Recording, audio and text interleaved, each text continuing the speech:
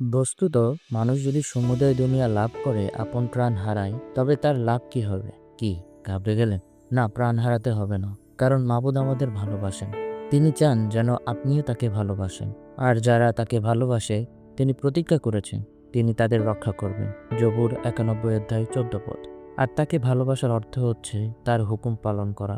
পবিত্র কিতাবে হযরত ঈসা এই শিক্ষা দেয়, তোমরা যদি আমাকে মহব্বত করো তবে আমার সমস্ত হুকুম পালন করবে। ইউহান্না 14 অধ্যায় 15 পদ। আর তাই এই ভিডিওটিতে আমরা আমাদের প্রতি তার দেওয়া হুকুমসমূহ বা দায়িত্বগুলো দেখাতে চলছে। কাজেই ভিডিওটি না টেনে একবার হলেও দেখুন। 1. আল্লাহকে সর্বস্ব দিয়ে ভালোবাসা। ঈসা তাকে বললেন, সবচেয়ে বড় এবং সবচেয়ে দরকারি হুকুম হলো, তোমরা প্রত্যেকে তোমাদের সমস্ত দিল, সমস্ত প্রাণ ও সমস্ত মন দিয়ে তোমাদের মাবুদ আল্লাহকে মহব্বত করবে। মতি 22 অধ্যায় 37 থেকে 38 পদ। 2. প্রতিবেশীদের নিজের মতো ভালোবাসা। তারপরের দরকারি হুকুমটা প্রথমটার মতোই, তোমরা প্রতিবেশীকে নিজের মতো মহব্বত করবে। মতি 22 অধ্যায় 39 পদ। 3. অন্যদের জন্য দয়া ও ক্ষমাশীল হও। তোমরা যেন একে অপরকে ক্ষমা করো, যেমন তোমাদের স্বর্গীয় পিতা তোমাদের ক্ষমা করেন। মথি 6 অধ্যায় 14 থেকে 15 পদ। 4. সৎ ও ন্যায়পরায়ণ জীবনযাপন করা। তোমাদের আলো লোকদের সামনে জ্বলুক, যেন তারা তোমাদের ভালো কাজ দেখে তোমাদের বেহেশতি পিতার প্রশংসা করে। মথি 5 অধ্যায় 16 পদ। 5. নম্রতা ও দয়া প্রদর্শন করা। ধন্য তারা যাদের স্বভাব নম্র, কারণ দুনিয়া তাদেরই হবে। মথি 5 অধ্যায় 5 পদ। 6. সত্যের পথে চলা। আপনারা সত্যকে জানতে পারবেন, আর সেই সত্যই আপনাদের মুক্ত করবে। ইউহান্না 8 অধ্যায় 32 পদ।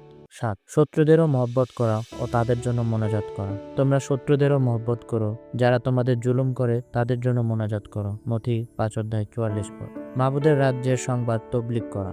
ঈসা তাদের বললেন, আরো অনেক জায়গায় আমাকে আল্লাহর রাজ্যের সুসংবাদ তবলিগ করতে হবে, কারণ এরই জন্য আল্লাহ আমাকে পাঠিয়েছেন।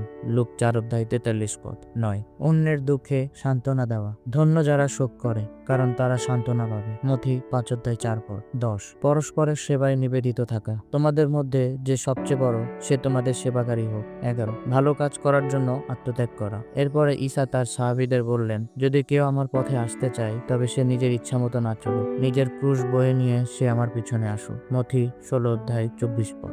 জানি না এই শিক্ষাগুলো কেমন লেগেছে, তবে এই শিক্ষা আমরা সবগুলোই ঈসা নবীর শিক্ষা থেকে নিয়েছি। বহু মানুষ এই শিক্ষাগুলোকে তাদের জীবনে আদর্শ হিসাবে নিয়েছে, কারণ এই অশান্তি ভরা দুনিয়াতে মারামারি, যুদ্ধ, খুন, উগ্রবাদিতা, ধর্মানন্দতা লেগেই আছে। একমাত্র এই শিক্ষাই পারে আমাদেরকে একজন আদর্শ, পূর্ণাঙ্গ ও শান্তিপ্রিয় মানুষ হিসেবে গড়ে তুলতে, যারা আলোচিত সকল দায়িত্ব পালনের মধ্য দিয়ে একটি অনন্তকালীন জীবনের অধিকারী হবেন। ঈসা নবী কোটি মানুষের হৃদয় জয় করে নিয়েছেন তার আত্মত্যাগ, ক্ষমা, ভালোবাসা দিয়ে, যা অন্য কোথাও নেই। আজ সবার মতো আপনিও কি ঈসা নবীকে আপনার জীবনের আদর্শ হিসেবে গ্রহণ করতে চান? তবে আজই শুরু করুন, কারণ ঈসা নবী বলেন, আমি পথ, সত্য ও জীবন, আমা দিয়া না আসিলে কেহ বেহেশতে যেতে পারে না। আমিন।